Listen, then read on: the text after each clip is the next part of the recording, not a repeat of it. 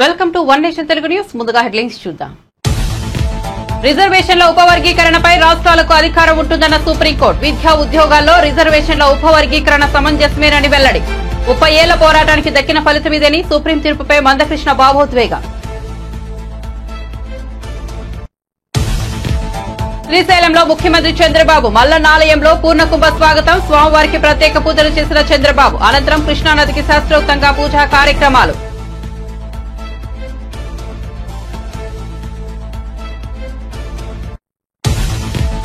SC వర్గీకరణపై supreme court తీర్పు నేపథ్యంలో శాసనసభలో సీఎం రేవంత్ రెడ్డి కీలక ప్రకటన. ఇచ్చిన ఉద్యోగ నోటిఫికేషన్లోనూ వర్గీకరణ అమలు చేస్తాం. మాదిగ ఉపకులాల వర్గీకరణకు సంపూర్ణంగా సహకరించాల్సిందిగా రాష్ట్ర ప్రభుత్వం తరపున విజ్ఞప్తి. ఎమ్మెల్యే బండ్ల కృష్ణమోహన్ రెడ్డి కాంగ్రెస్ ను వీడతారంటూ ప్రచారం. బీఆర్ఎస్ ను వీడి కాంగ్రెస్ లోకి వచ్చి ఇవ్వడలేక కేటీఆర్ తో భేటీ అయిన బండ్ల ఫలించిన జూపల్లి దౌత్యం. కాంగ్రెస్ లో కొనసాగేందుకు బండ్ల నిర్ణయం.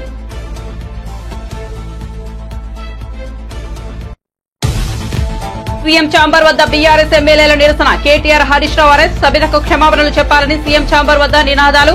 కేటీఆర్ హరీష్ రావులను అదుపులోకి తీసుకున్న పోలీసులు. బీఆర్ఎస్ కార్యాలయం వైపు తరలింపు. శ్రీశైలం పర్యటన అనంతరం ఉమ్మడి అనంతపురం జిల్లాకు వెళ్లిన సీఎం. గుండుమల గ్రామంలో స్వయంగా పెన్షన్లు పంపిణీ చేసిన సీఎం చంద్రబాబు. వారి సమస్యల పట్ల సానుకూల స్పందన.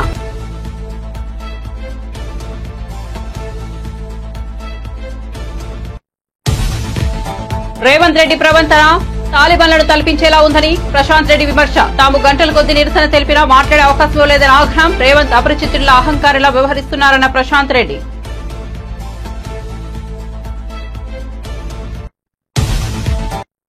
ఇక వార్త వివరాల్లోకి వెళ్తే ఎస్సీ ఎస్టీ కులాల రిజర్వేషన్ల ఉపవర్గీకరణపై దేశ అత్యున్నత న్యాయస్థానం సుప్రీంకోర్టు కీలక తీర్పు వెలువరించింది. రిజర్వేషన్ల ఉపవర్గీకరణ చేసేందుకు రాష్ట్ర ప్రభుత్వాలకు అధికారం ఉందంటూ తన తీర్పులో స్పష్టం చేసింది. విద్యా ఉద్యోగాల్లో ఎస్సీ ఎస్టీ రిజర్వేషన్ల ఉపవర్గీకరణ సమంజసమేనని ఉద్ఘాటించింది. ఎస్సీ ఎస్టీ రిజర్వేషన్ల ఉపవర్గీకరణ చేసే అధికారం రాష్ట్రాలకు లేదంటూ 2004లో ఇచ్చిన తీర్పును సుప్రీంకోర్టు ప్రధాన న్యాయమూర్తి జస్టిస్ డివై చంద్రచూడ్ నేతృత్వంలోని రాజ్యాంగ ధర్మాసనం పక్కన పెట్టేది. రాష్ట్ర ప్రభుత్వాలు ఉపవర్గీకరణ చేయకూడదంటూ ఇచ్చిన నాటి తీర్పును కొట్టివేసింది. ఈ మేరకు సీజేఐ డివై చంద్రచూడ్ నేతృత్వంలో 7 సభ్యుల రాజ్యాంగ ధర్మాసనం 6-7 మెజార్టీతో తీర్పు వెలువరించింది. ఏపీ ముఖ్యమంత్రి చంద్రబాబు శ్రీశైలం పర్యటనలో భాగంగా ప్రాజెక్టును సందర్శించారు. పరవళ్లు తొక్కుతున్న కృష్ణమ్మకు జలహారతి పట్టారు. కృష్ణానదికి శాస్త్రోక్తంగా పూజా కార్యక్రమాలు నిర్వహించారు. అంతకుముందు శ్రీశైలంలో కొలువు తీరిన బ్రహ్మరాంబిక మల్లికార్జున స్వామివారిని చంద్రబాబు దర్శించుకున్నారు. మల్లన్నకు ప్రత్యేక పూజలు నిర్వహించారు. ఆలయానికి వచ్చిన ముఖ్యమంత్రికి అర్చకులు సంప్రదాయబద్దంగా పూర్ణకుంభ స్వాగతం పలికారు. దర్శనం అనంతరం చంద్రబాబుకు తీర్థ ప్రసాదాలు అందజేశారు. కృష్ణానదికి జలహారతి ఇచ్చిన అనంతరం చంద్రబాబు సాగునీటి వినియోగదారులతో సమావేశమయ్యారు.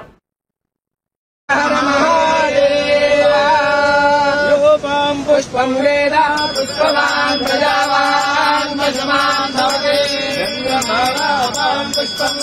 पुष्पवान् प्रजावान् पशुमान् भवति कर्पूरमङ्गलनीराजनं दर्शयामि नमस्करोमि नमः पार्वती पुरुषाय विद्महे महादेवाय धीमहि तन्नो रुद्रः प्रचोदयात् सर्वविद्यानाम् ईश्वरः सर्वभूतानां ब्रह्माधिपतिर्ब्रह्मणाधिपतिर्ब्रह्मा शिवो मे अस्तु सदा सरस्वती नर्मदा सिन्धु कावेरी जलेऽस्मिन् सन्निधिं कुरु गङ्गा देवतायै नमो नमः समर्पयामि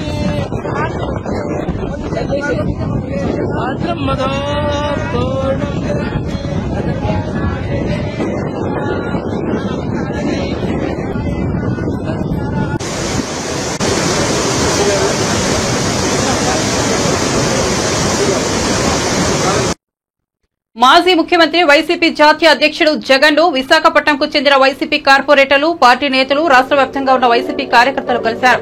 దాంతో తాడేపల్లిలోని ఆయన కార్యాలయం కోలాహలంగా మారింది. వైజాగ్ వైసీపీ కార్పొరేటర్లు వైసీపీ నేతలు తాడేపల్లిలోని జగన్ నివాసానికి వచ్చారు. జగన్ ను మర్యాదపూర్వకంగా కలిశారు. పార్టీ అధినేతకు శాల్వాలు కప్పి సన్మానించారు. పుష్పగుచ్చాలు అందించారు. కొందరు మహిళా నేతలు ఆయనకు రాఖీలు కట్టి ఆశీస్సులు అందుకున్నారు. పలువురు జగన్ కు జ్ఞాపికలు బహూకరించారు. ఈ సందర్భంగా వారితో జగన్ ముచ్చటించారు. ఎన్నికల్లో ఓటమనంతరం పార్టీ వైఖరిని వారికి వివరించారు. నన్న సమస్యలను సామాన్యులను కూడా తనను కలిసేందుకు అవకాశం ఇచ్చిన జగన్ పార్టీ కార్యకర్తలను కూడా కలిశారు. దాంతో సెల్ఫీలు దిగారు. వారితో మాట్లాడి ఉత్సాహం కలిగించారు.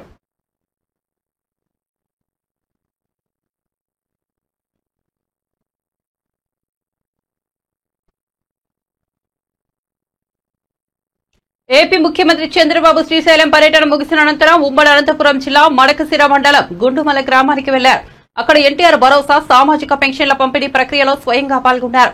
గ్రామంలో పలువురు లబ్దిదారుల ఇళ్లకు వెళ్లి తన చేతుల మీదుగా పెన్షన్ అందించారు. వారితో మాట్లాడి సమస్యలు తెలుసుకున్నారు. ఓబులమ్మ అనే వితంతు మహిళ ఇంటికి వెళ్లిన చంద్రబాబు ఆమెకు పెన్షన్ అందజేశారు. తన ఇల్లు సరిగా లేదని ఓబులమ్మ చెప్పడంతో చంద్రబాబు వెంటనే స్పందించారు. శ్రీ సత్యసాయి జిల్లా కలెక్టర్ను పిలిచి ఇల్లు బాగు చేయాల్సి ఇవ్వాలని ఆదేశించారు. నెక్స్ట్ మంత్ ఓపెన్ చేస్తాం.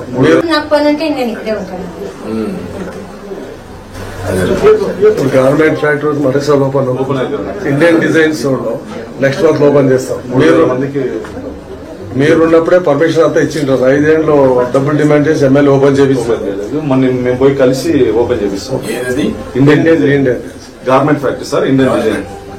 జావీద్ అని మీకు బాగా close. Indian designs garments limited.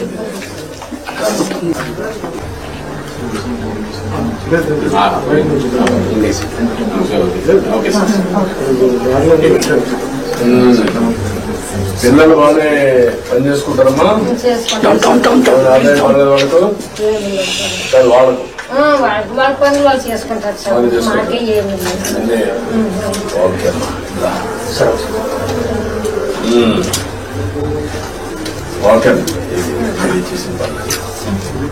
Okay చెల్లమ్మా. ఇల్లు ఈ ఇల్లుని ఇక్కడుంటే అక్కడికి వేస్తూ ఉంటుంది, పర్లేదు.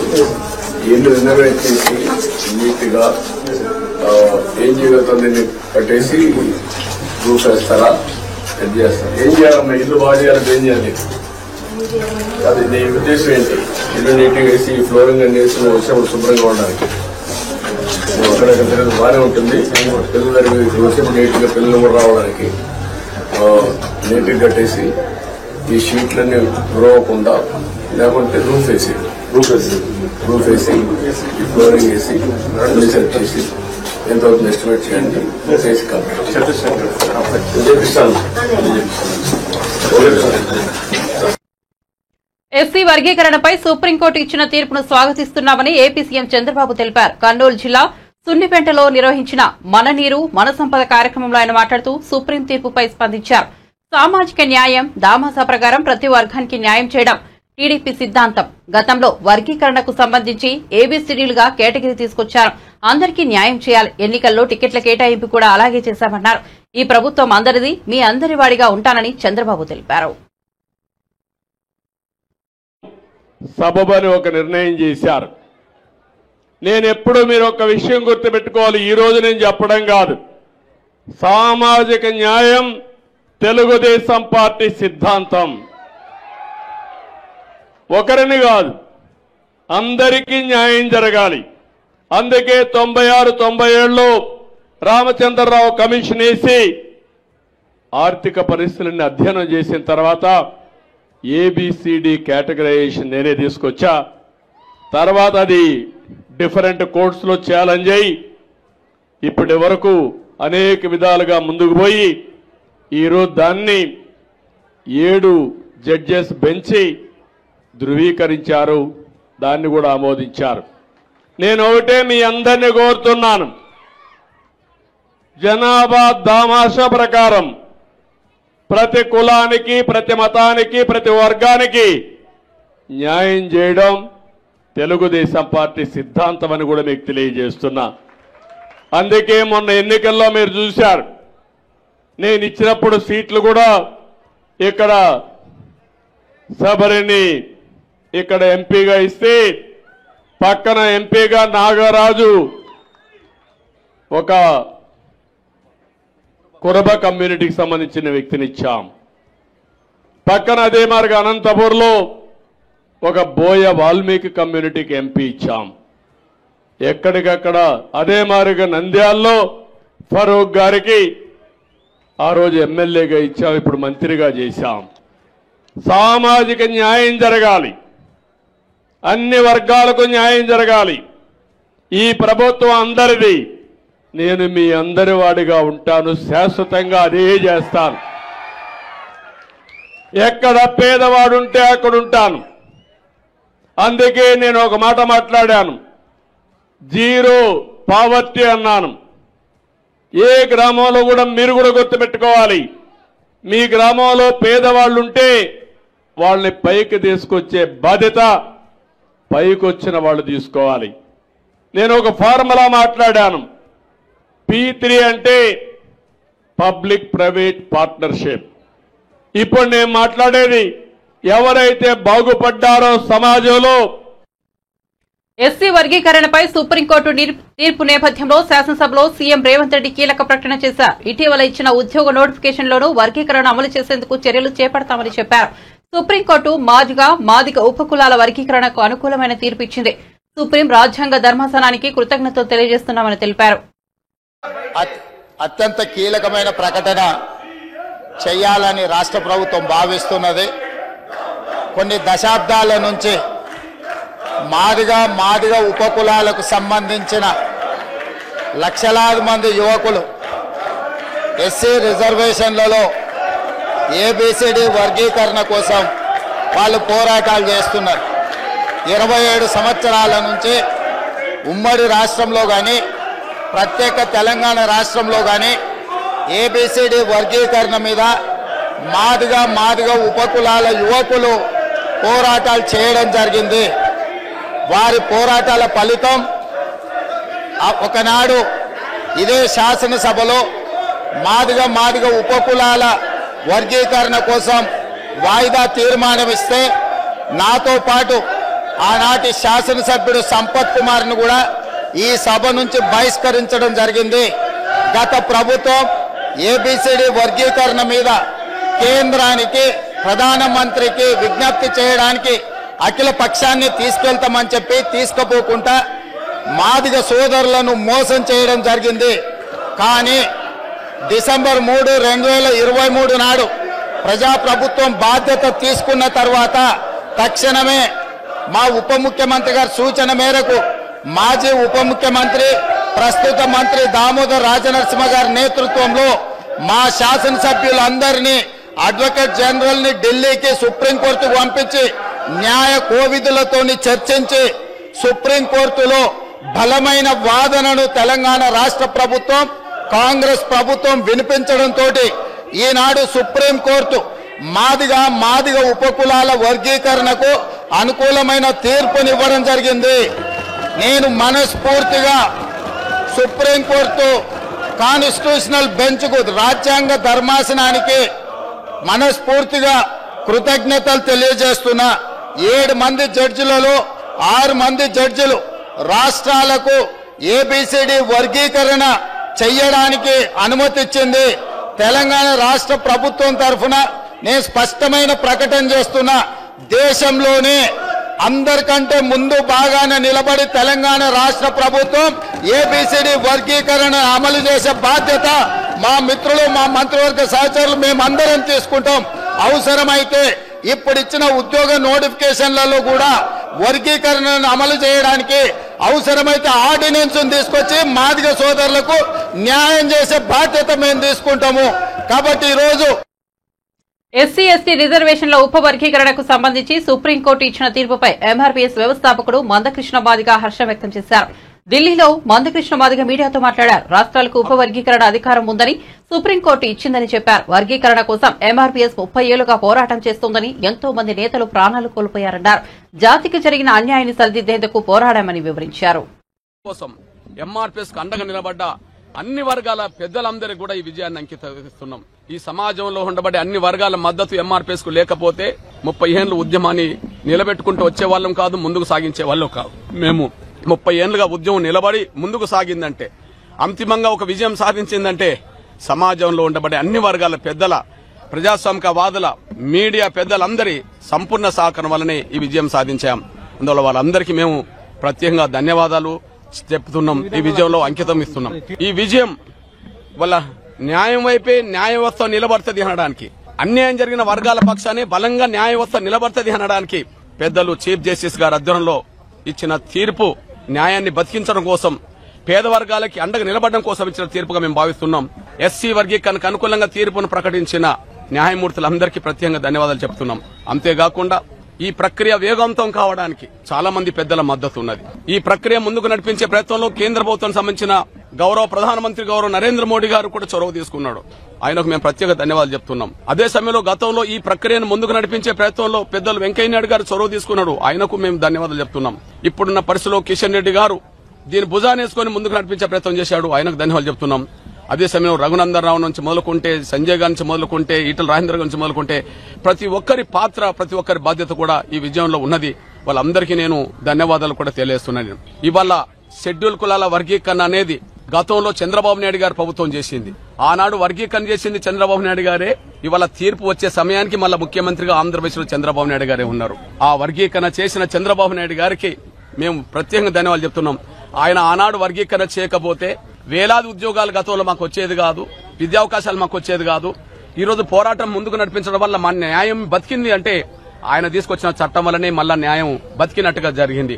అందువల్ల గౌరవ చంద్రబాబు నాయుడు గారితో పాటు వర్గీకరణ ఉద్యమానికి అండదండలందించిన ఈ 30 ఏళ్లు ఉద్యమం నిలబడడానికి, ఈ 30 ఏళ్లు ఉద్యమం ముందుకు సాగడానికి, అంతిమంగా విజయం సాధించడానికి అండదండలు అందించిన ప్రతి ఒక్కరికి, ప్రతి సామాజిక వర్గ పెద్దలందరికీ పేరు పేరున నేను ధన్యవాదాలు తెలియజేస్తున్నాను. ఈ విజయం మాత్రం అమరులకు, ఉద్యమకారులకు మద్దతు ఇచ్చిన సమాజానికి అంకితం ఇస్తున్నామనే విషయం కూడా తెలియజేస్తున్నాను. సుప్రీంకోర్టు అనుకూలమైన తీర్పిచ్చిన సమయంలో చంద్రబాబు నాయుడు గారు ముఖ్యమంత్రిగా ఉండడం అనేది మా జాతికి భవిష్యత్తుకు ఉపయోగపడుతుంది. రేపు వర్గీకరణ జరుగుతుంది. ఆ స్థానంలో మరొకరు కనుక ఉంటే మా వర్గీకరణ జరిగేది కాదు. సుప్రీంకోర్టు తీర్పు ఇచ్చినా కూడా దానికి ఏదో సాకులు చెప్పి కొంత అడ్డంకులు కల్పించడానికి ప్రయత్నం చేసేవాళ్ళు. ఇక్కడ చంద్రబాబు నాయుడు గారు ఉండడం వల్ల ఆ వర్గీకరణ అమలు జరుగుతుంది ఆంధ్రప్రదేశ్ లో. అదే సమయంలో కాంగ్రెస్ తెలంగాణలో కూడా అనివార్యంగా అమలు చేయక తప్పదు. ఎందుకంటే కాంగ్రెస్ కూడా ఒక లాయర్ను పెట్టిందని చెప్పి రేవంత్ రెడ్డి గారు వాళ్ళు వీళ్ళు చెప్తున్నారు. కాబట్టి వర్గీకరణకు అనుకూలంగా లాయర్ పెట్టినప్పుడు, వర్గీకరణకు అనుకూలంగా తీర్పు వచ్చినప్పుడు ఖచ్చితంగా దాన్ని అమలు చేయక తప్పదు. ఇది కర్ణాటకలో కూడా అమలు చేయక తప్పదు. ఒక మాట చెప్పాలంటే రిజర్వేషన్ల సిస్టమే రెండో అడుగు వేయబోతుంది. దాదాపు స్వాతంత్రం వచ్చిన కాంచి, రాజ్యాంగం వచ్చిన కాంచి ఉమ్మడి రిజర్వేషన్ల విధానమే ఉన్నది. దానివల్ల అందుకున్నోళ్ళకే రిజర్వేషన్ల ఫలాలు అందినాయి, అందుకున్న కులాలకే రిజర్వేషన్ల ఫలాలు అందినాయి. కానీ ఇప్పుడు అట్లా కాకుండా అందుకోలేని వర్గాలకు, అందుకోలేని వ్యక్తులకు, కుటుంబాలకు ఇవాళ వర్గీకరణ ద్వారా న్యాయం జరగబోతుంది. అంబేద్కర్ రాజ్యాంగంలో రిజర్వేషన్ పొందుపరిచాడు. కానీ దాన్ని ముందుకు నడిపించే విషయంలో మాత్రం వర్గీకరణ ప్రక్రియను ఎంఆర్పీఎస్ ముందుకు నడిపించిందనే విషయం కూడా గుర్తు చేస్తున్నాను. వర్గీకరణ ప్రక్రియను వేగవంతం చేయడమే ప్రభుత్వాల మీద ఉన్న పని. అదే సమయంలో ఇక వర్గీకరణ ప్రక్రియకు సంబంధించిన అన్ని చర్యలు చేసేంత వరకు ఖచ్చితంగా ఆంధ్రప్రదేశ్ లో గానీ లేదా తెలంగాణలో గానీ ఎక్కడ గానీ ఉద్యోగ నియామకాలు వెంటనే చేపట్టరాదని, ఖచ్చితంగా వర్గీకరణ సంబంధిత జీవోలు వచ్చిన తర్వాత మాత్రమే, మార్గనిర్దేశక సూత్రాలు వచ్చిన తర్వాత మాత్రమే నోటిఫికేషన్లు అనేది జారీ చేయాలని చెప్పి నేను విజ్ఞప్తి చేస్తున్నాను. ఏదైతే విద్యా సంస్థలు ఇంకా ప్రారంభం కాలేదో వాటిని అమలు చేయక తప్పదు. అమలు జరిగిన దాని గురించి కాదు కానీ అమలు జరగాల్సిన చోట మాత్రం అమలు చేయాల్సిందే. ఇప్పుడు నోటిఫికేషన్లను కూడా సరి చేసుకోవాల్సిన అవసరం ఉన్నది. ఎందుకంటే 30 ఏళ్ల పోరాటం, అన్యాయం జరిగిందనేది న్యాయ వ్యవస్థ కూడా అంగీకరించింది కనుక మళ్లీ వర్గీకరణ ప్రక్రియను వెంటనే అమలు చేయకపోతే మరి న్యాయాన్ని మళ్ళీ అమలు చేసినట్టు కాకుండా పోతుంది, మళ్ళీ మాకు అన్యాయం జరుగుతుంది. కాబట్టి నోటిఫికేషన్లు కూడా అవసరం కూడా వెనుకకు తీసుకుని మళ్లీ రీనోటిఫికేషన్లు కూడా ఇచ్చి వర్గీకరణ ద్వారానే రీనోటిఫికేషన్ ఇవ్వాలని చెప్పి నేను అప్పీల్ చేస్తున్నాను. 2004 నుంచే వర్గీకరణ అమలు. గద్వాల ఎమ్మెల్యే బండ్ల కృష్ణమోహన్ రెడ్డితో మంత్రి జూపల్లి కృష్ణారావు భేటీ కావడం తెలంగాణ రాజకీయ వర్గాల్లో హాట్ టాపిక్ అయింది. అసెంబ్లీ ఎన్నికల్లో బీఆర్ఎస్ నుండి గద్వాల ఎమ్మెల్యేగా గెలుపొందిన బండ్ల కృష్ణమోహన్ రెడ్డి అనంతరం సీఎం రేవంత్ రెడ్డి సమక్షంలో కాంగ్రెస్ పార్టీలో చేరారు. అయితే కృష్ణమోహన్ రెడ్డి కాంగ్రెస్ పార్టీలో చేరడాన్ని ఆ నియోజకవర్గ నేతలు బహిరంగంగానే వ్యతిరేకించారు. కాంగ్రెస్ నేతలతో సమన్వయం కుదరకపోవడం, పార్టీ అధిష్టానం సయోధ్య ప్రయత్నాలు చేయకపోవడం తదితర కారణాలతో ఆయన కొంతకాలంగా అసంతృప్తితోనే కాంగ్రెస్ లో కొనసాగుతున్నారని టాక్ నడిచింది. ఇటీవల ఆయన బీఆర్ఎస్ వర్కింగ్ ప్రెసిడెంట్ కేటీఆర్ తో భేటీ కావడంతో మళ్లీ పార్టీ మారతారనే ప్రచారం జరుగుతోంది. కాంగ్రెస్ పార్టీ నేతలకు అందుబాటులో లేకుండా గత 2 రోజులుగా ఆయన అజ్ఞాతంలో ఉండటంతో బండ్ల కృష్ణమోహన్ రెడ్డి వ్యవహారం రాజకీయంగా చర్చనీయాంశంగా మారింది. పేపర్లలో రకరకాల వార్తలు వస్తుండటంతో ఏంటిది అని తెలుసుకోవడానికి రావడం జరిగింది. జ్వరం వచ్చినట్టు కూడా చెప్పడం జరిగింది, జరుగుతుంది పరామర్శ జరిగింది. ఏంటిదంటే అసెంబ్లీలో కారిడార్లో పాత సంబంధాలు కాబట్టి టీఆర్ఎస్ కలిసినప్పుడు మామూలుగా పలకరించుకోవడం, పరామర్శించుకోవడం అనేది ఒక లక్షణం. అంతే తప్ప ఏమీ లేదు. ఇవన్నీ కూడా ఊహాగానాలు, తప్పుడు ప్రచారం తప్ప ఇవన్నీ అటువంటి ఏమీ లేదని కూడా స్పష్టంగా చెప్పడం జరిగింది. అంతే తప్ప వేరేం లేదు. సో రావడం జరిగింది, కలవడం జరిగింది, మంచిగా టిఫిన్ పెట్టినారు.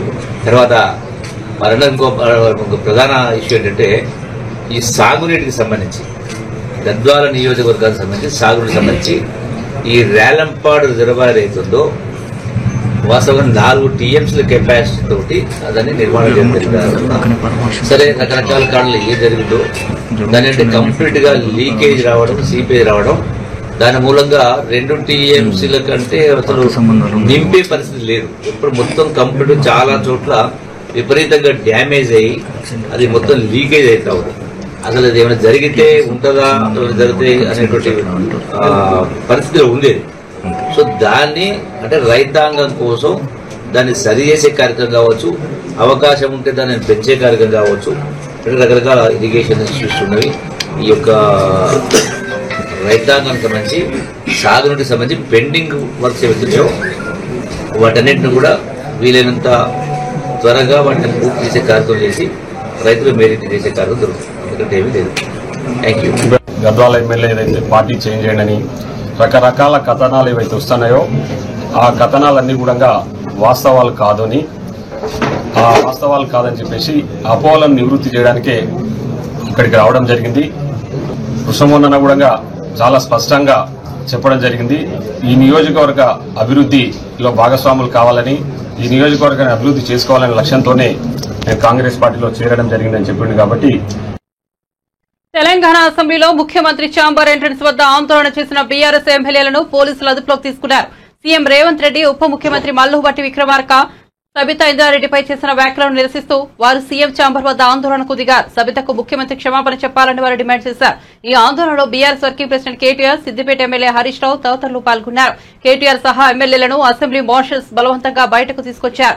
పోలీసులు వారిని అరెస్ట్ చేసి బీఆర్ఎస్ భవన్ వైపు తీసుకెళ్లారు. పోలీసులు అరెస్ట్ చేసిన అనంతరం కేటీఆర్ మాట్లాడుతూ ఈ ముఖ్యమంత్రి తెలంగాణ ఆడబిడ్డలకు క్షమాపణ చెప్పే వరకు వదిలిపెట్టే ప్రసక్తే లేదన్నారు. మహిళా శాసనసభ్యుల పట్ల అనుచితంగా, అగౌరవంగా మాట్లాడారని ఆగ్రహం వ్యక్తం చేశారు. క్షమాపణ చెప్పేదాకా వదిలిపెట్టాం. సీఎం సీఎం సీఎం ముఖ్యమంత్రి వెంటనే క్షమాపణ చెప్పాలి తెలంగాణ మహిళా లోకానికి.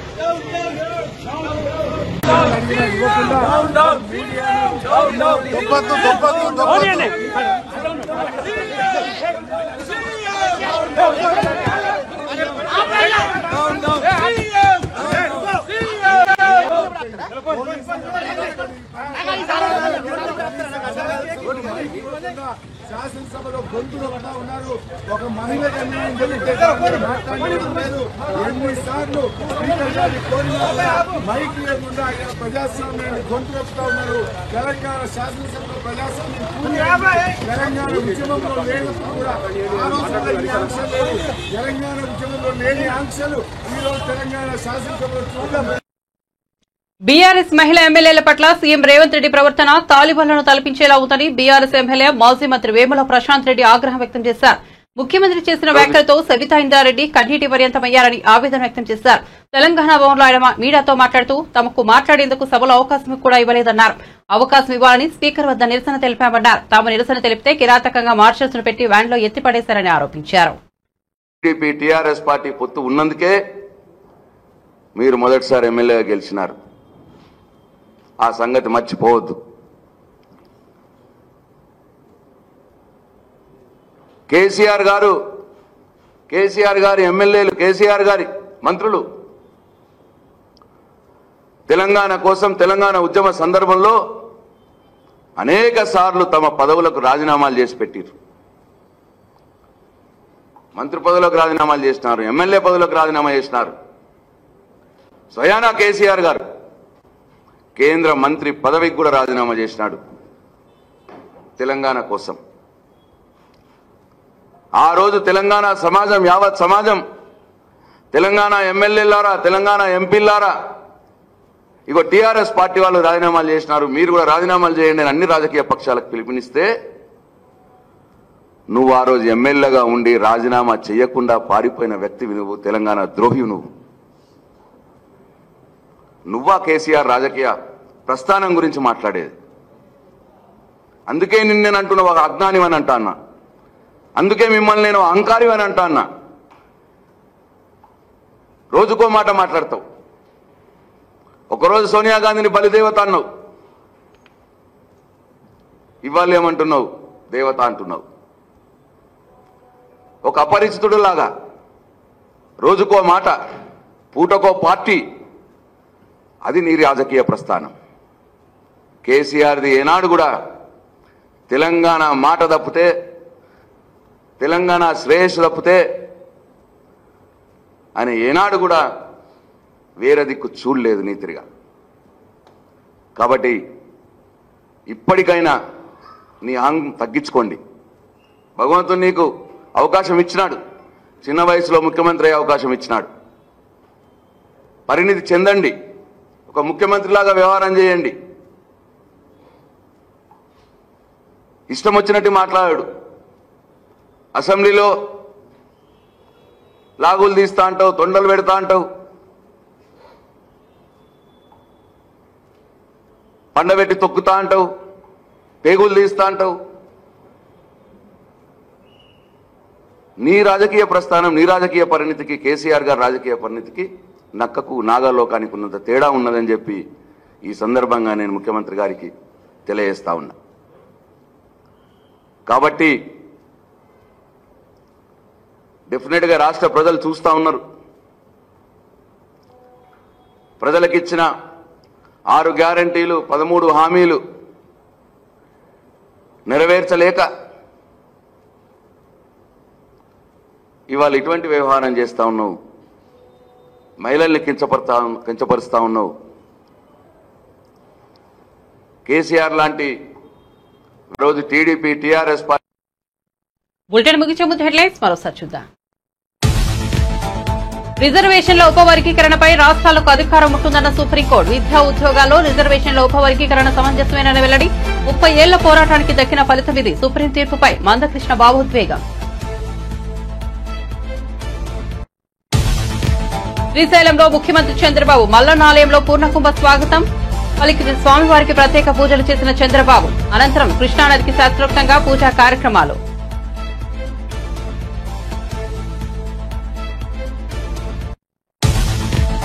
ఎస్సీ వర్గీకరణపై సుప్రీంకోర్టు తీర్పు నేపథ్యంలో శాసనసభలో సీఎం రేవంత్ రెడ్డి కీలక ప్రకటన. ఇచ్చిన ఉద్యోగ నోటిఫికేషన్లోనూ వర్గీకరణ అమలు చేస్తాం. మాదికల ఉపకులాల వర్గీకరణకు సంపూర్ణంగా సహకరించాల్సిందని రాష్ట్ర ప్రభుత్వం తరపున విజ్ఞప్తి. ఎమ్మెల్యే బండ్ల కృష్ణమోహన్ రెడ్డి కాంగ్రెస్ ను వీడతారంటూ ప్రచారం. బీఆర్ఎస్ ను వీడి కాంగ్రెస్ లోకి వచ్చి విడలేక కేటీఆర్ తో భేటీ అయిన బండ్ల ఫలించిన జూపల్లి దౌత్యం. కాంగ్రెస్ లో కొనసాగేందుకు బండ్ల నిర్ణయం.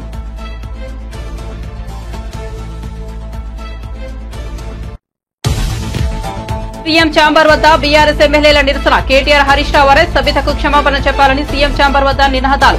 కేటీఆర్ హరీష్ రావులను అదుపులోకి తీసుకున్న పోలీసులు. బీఆర్ఎస్ కార్యాలయం వైపు తరలింపు. శ్రీశైలం పర్యటన అనంతరం ఉమ్మడి అనంతపురం జిల్లాకు వెళ్లిన సీఎం. గుండుమల గ్రామంలో స్వయంగా పెన్షన్లు పంపిణీ చేసిన సీఎం చంద్రబాబు. వారి సమస్యల పట్ల సానుకూల స్పందన.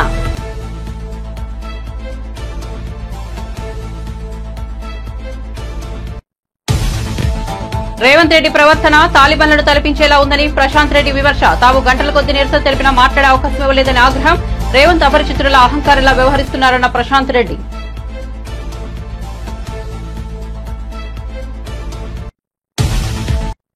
మరిన్ని అప్డేట్స్ కోసం చూస్తూనే ఉండండి వన్ నేషన్ తెలుగు న్యూస్.